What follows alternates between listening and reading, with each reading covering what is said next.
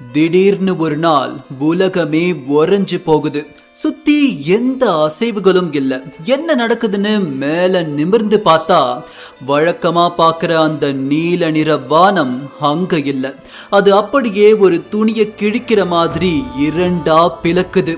நடக்கிற மர்மங்களை புரிஞ்சுக்கிறதுக்கு முன்னாடியே மேகங்களுக்கு நடுவுல இருந்து ஒரு பெரும் வெளிச்சம். அது 1000 சூரியனை விட பிரகாசமா இருந்துச்சு.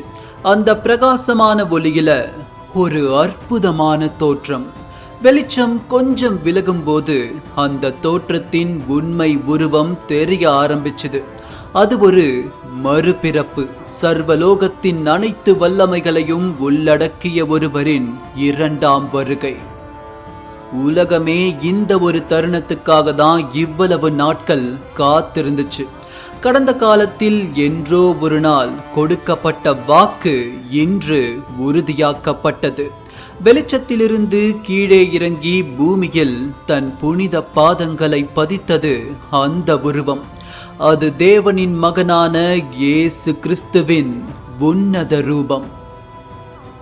ஆனால் இந்த முறை ஒரு கன்னத்திற்கு மறு கன்னம் காட்டும் சாந்த ரூபம் இல்லையது. நீதியை நிலைநாட்ட அழிக்கும் கரங்களோடு வரும் ஆவேச ரூபம்தான் அது.